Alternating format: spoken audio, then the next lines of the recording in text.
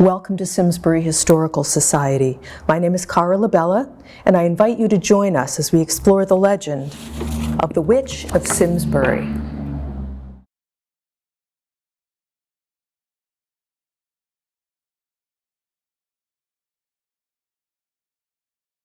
Who gave us this legend, the Witch of Symsbury?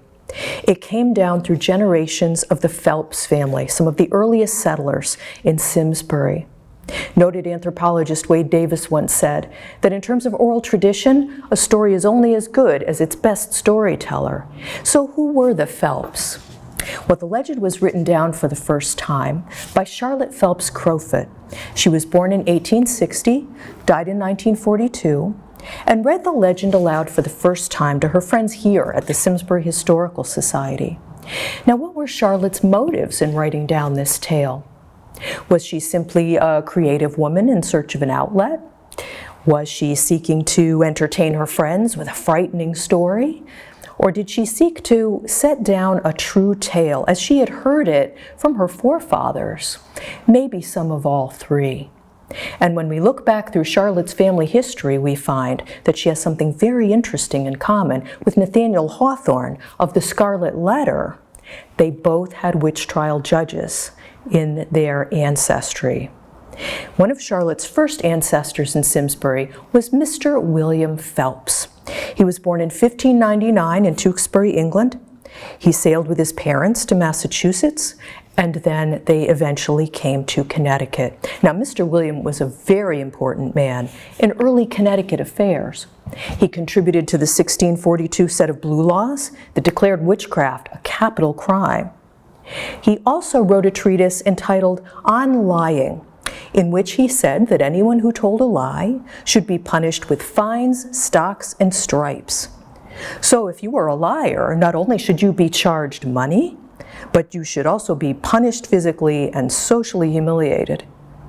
And then we see that he was the Hartford magistrate who presided over the trial of John and Joan Carrington. John Carrington of Wethersfield was a carpenter, and he and his wife Joan were suspected of being witches by their neighbors, accused of, quote, works above the course of nature. This means that somehow John and Joan had abilities or talents or behaviors that their neighbors couldn't understand, and so they were accused, tried, and executed in 1651. But this was not the only witch trial judge in Charlotte's past. Mr. William's nephew, Mr. Abraham Phelps, presided over a very different trial in 1693, some 40 years later. This was the trial of a man named Hugh Crozier. Now, Hugh Crozier boldly confessed to being a witch.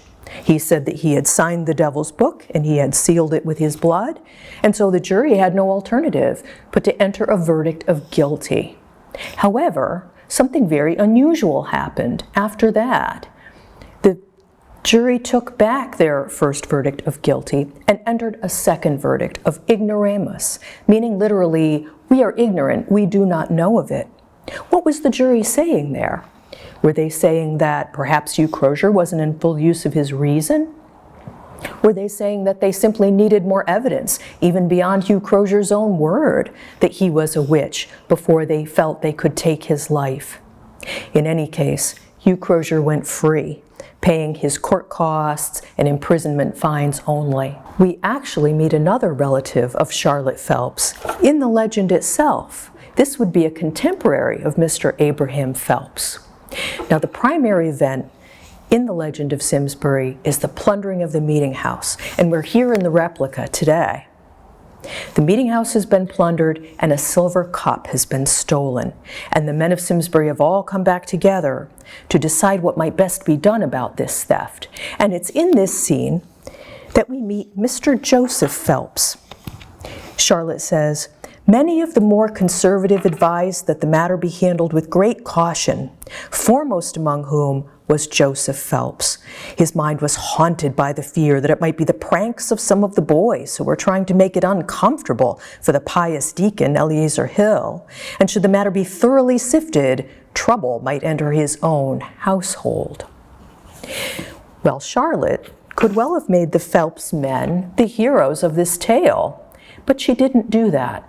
Instead, she gives us a very balanced portrait, a very relatable portrait of a father who is really worried about what his sons might have gotten up to and is afraid that the trouble is going to come back on him. The very last words we have from Charlotte in the tale are these about her ancestors. And this is the true story of the Witch of Symsbury. For my father told me, his father and Uncle Owen Pettibone told him, their grandfathers told them, and so on back through successive generations. And they, like Caesar, were honorable men. Honorable men. Charlotte Phelps Crowfoot believed the tale as it was told to her by her ancestors, and she invites us to do the same. Could it be that the legend is actually true, either in whole or in part? Let's examine the history, and then you can decide for yourselves.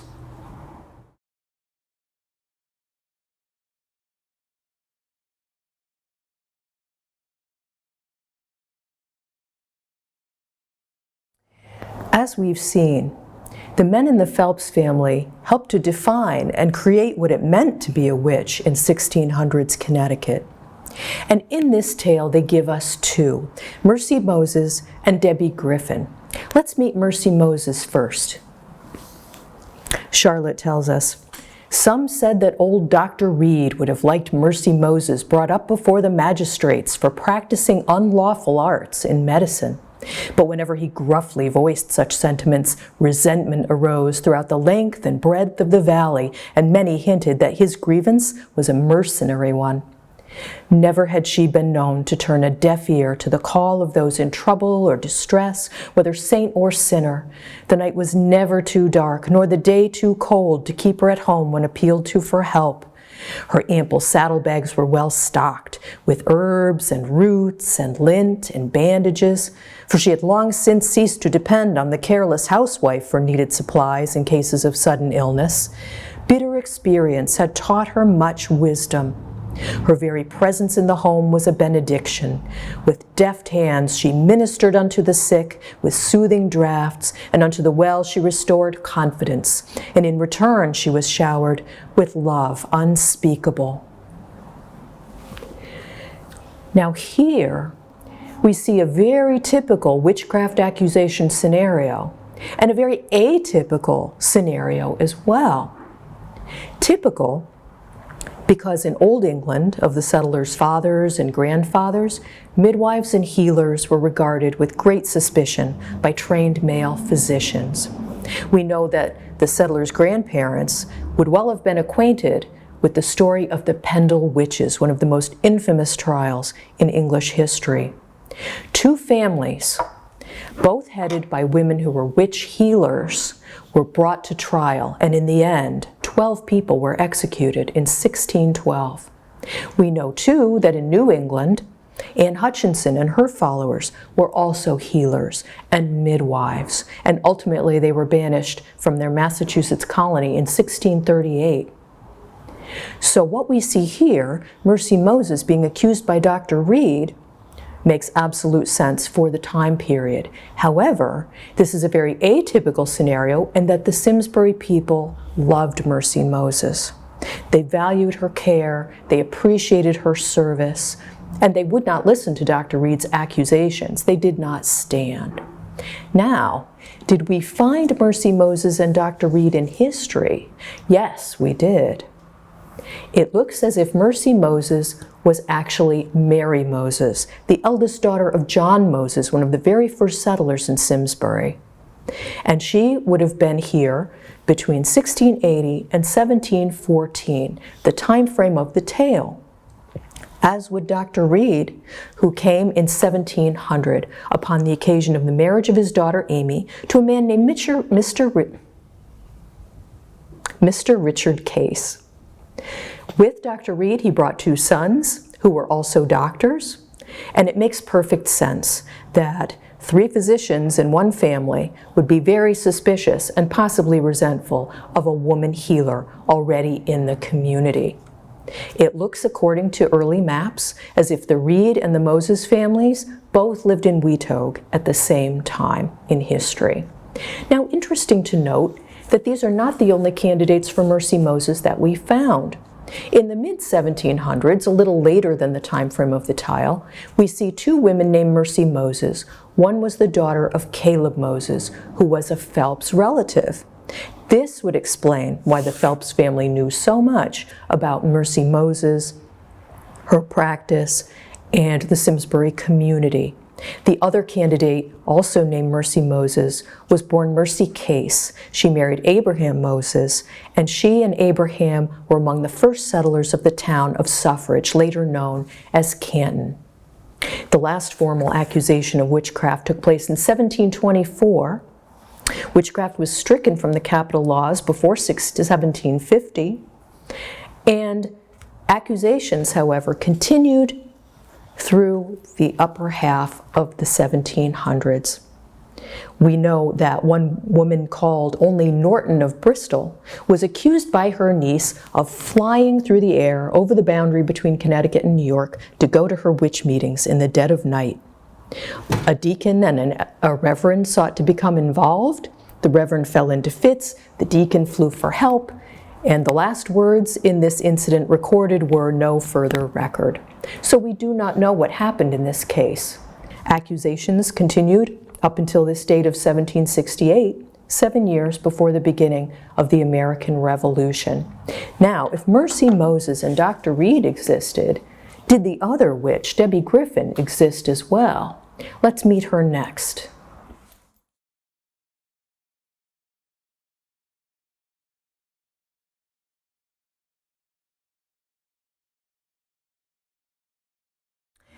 Now let's meet the second, more famous or infamous witch of Simsbury, Debbie Griffin. For those of you who already know the legend, this is the witch who went in and out of the meeting house door through the keyhole. This is what Charlotte tells us. Across the valley, under the shadow of the West Mountain, there lived in lonely seclusion a woman of stern and repellent personality, Debbie Griffin by name. When questioned concerning her antecedents, her lips were sealed, and those bearing her name in the town emphatically refused to acknowledge any kinship. From time to time, some of the tender-hearted had tried to befriend her, but she met their advances in such a cold, disagreeable manner that they were only too thankful to withdraw themselves from the reach of her terrible, piercing eyes. Her tall, spare figure could be seen almost any day, wandering through the woods and fields in search of herbs and game. And so well did she handle her gun that passers-by agreed that were it her wish to live alone, they would respect it. Under these conditions, it was not strange that suspicion should be directed against her, and there were many who told strange and almost unbelievable tales of the happenings in and around her cabin. One very strong accusation brought against her was that she spun much fine linen yarn. Just why this was such a heinous crime is not stated, but notwithstanding these charges, she had no trouble in exchanging the yarn for provisions. It took a stout heart to venture across her threshold. Great black cats glared with yellow eyes from beneath chest and settles, but the most formidable was an enormous gray gander, which strutted up and down the cabin path, hissing and screeching at every stranger who came near. Odd tales were told concerning this bird, and it was firmly believed by many that he also was dominated by an evil spirit. Two young men by the names of Holcomb and Gozzard solemnly swore that as they were returning home one September evening from general training, they admitted the hour was late, as they had loitered at the Widow Hoskins' tavern. They were startled as they neared her cabin by hearing such unearthly noises as would make the hair rise from the head. And to their amazement, they saw her leap onto the back of the gander and fly away off down the valley. Well, what is most striking about this passage is the fact that Debbie Griffin strongly resembles 4 Connecticut women accused in the 1600s of witchcraft. She is much like Goody Godman, who cast a fierce look upon her landlord, Mr. Goodyear. She was released with a warning. She also resembles Catherine Harrison, a Wethersfield widow, who was a fine weaver and spinner. But weaving and spinning were still the province of men, even though women were expected to do these skills and tasks. So Catherine Harrison stood out in a way that she should not. She was much abused and attacked and charged by her neighbors to the point that she fled over the boundary into New York in 1669. We see also that Debbie Griffin is like Goody Knapp. She kept pets, which were considered to be familiars, little demonic imps that would help her with her dark arts. Sadly, Goody Knapp was hung. And we see also a connection to Elizabeth Seeger, who was also accused by her neighbors of odd behaviors and flying through the air. She was charged several times and ultimately convicted of adultery. Now, did we find Debbie Griffin in history? She proved more elusive. Like Mercy Moses, there were two women of the name Deborah Griffin in the Simsbury and Granby area in the mid-1700s. But there was, in a local history, a short mention of a widow Griffin who had a considerable fence that needed seeing to. And two men, Peter Buell and John Higley, were among those who were charged to go and see to this matter and make sure that all was well.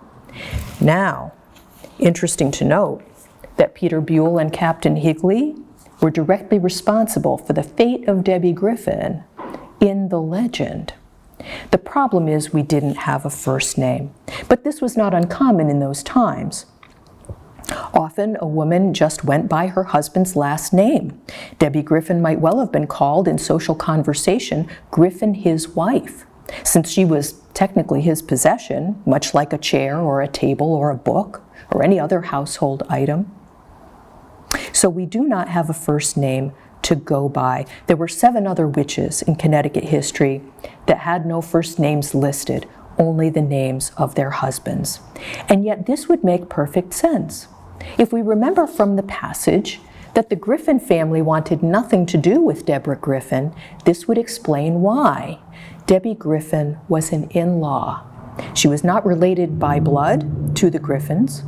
She married into the Griffin family, but now that she's a widow, she would become the financial responsibility of the Griffin family, who may never have approved of her, especially if she was antisocial or even dangerous. We see that Debbie Griffin did not have the protections that Mercy Moses had in being the daughter of a very prominent man. To be a widow in these times was to be vulnerable. Now, who were Peter Buell and John Higley that they had much to do with the fate of Debbie Griffin in the legend? Before we conclude, let's meet these two men.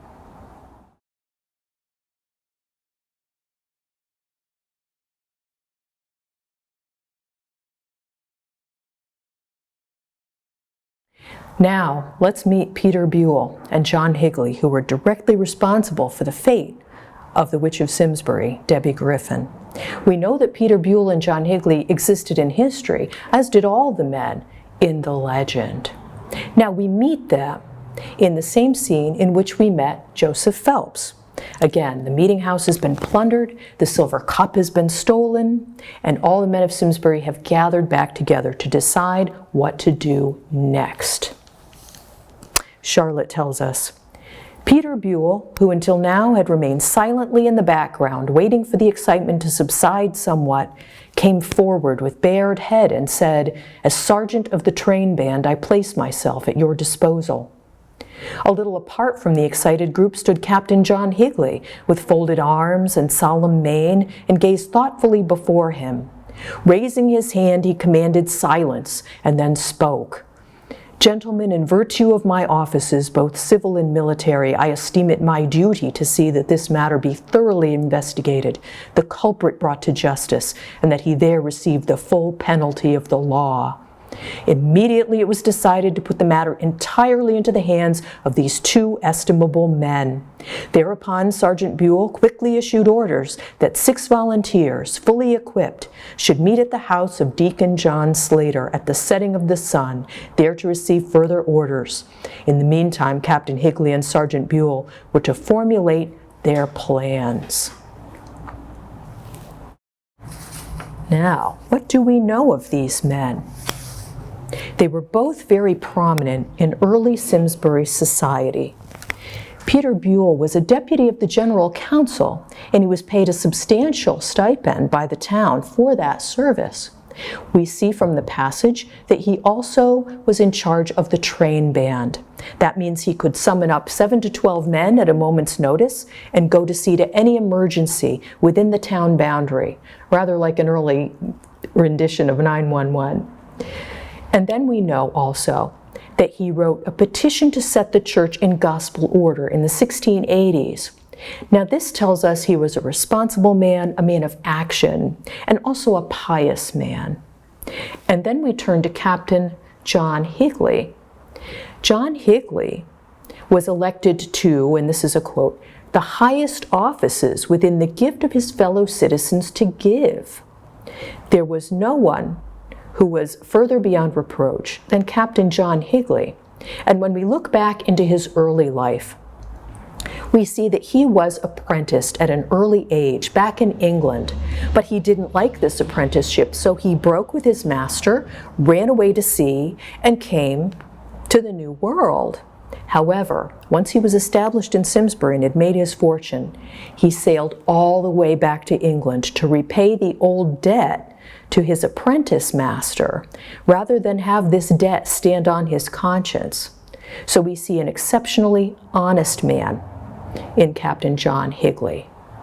Now, we meet a third man as well, and this was Deacon John Slater. Deacon John Slater was registrar of the town of Simsbury for 43 years, an unparalleled record of service by any standard. Why was Deacon Slater presiding over this meeting in the meeting house? Why was he hosting the volunteers and their leaders prior to setting out for the swamps and the chase of Debbie Griffin? This is because the town of Simsbury, for a time, had no pastor. The Simsbury pastor was Samuel Stone, the Reverend Samuel Stone. He came from an excellent family. In fact, his father was also a very prestigious reverend, the right-hand man of Thomas Hooker, a name we all recognize. But Samuel Stone was undisciplined. He was inconsistent. He shuttled between Simsbury and Wethersfield, and he wouldn't make a covenant with either community, meaning he wouldn't settle down to be a pastor in one place.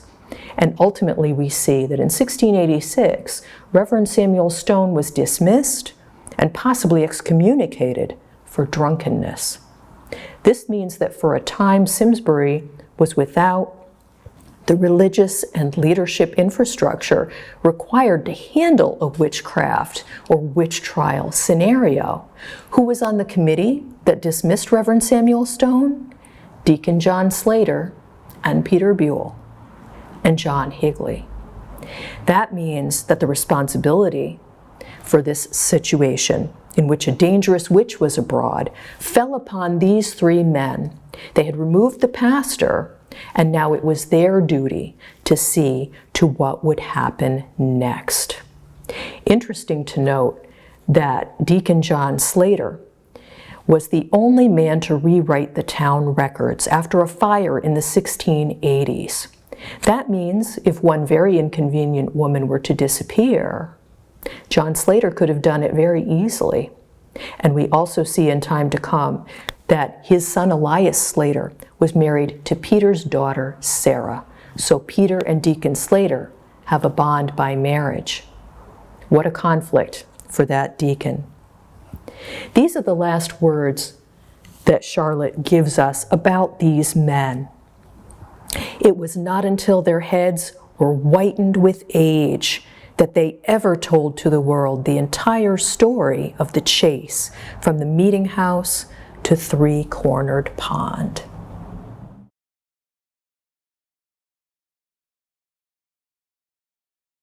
If you've enjoyed this discussion today, we invite you to come down to the Simsbury Historical Society.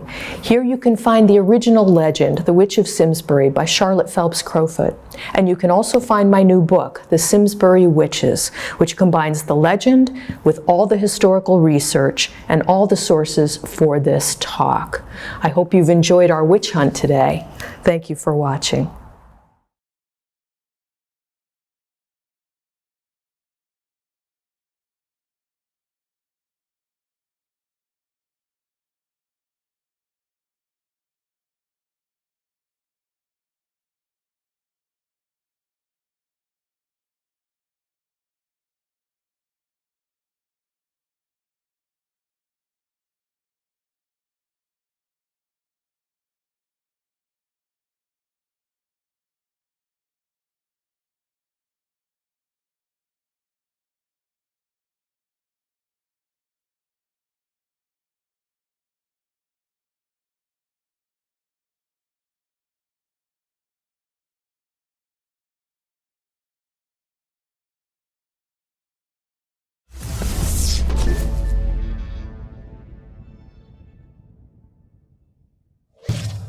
Funding for Simsbury Community Television is provided in part by contributions from viewers like you.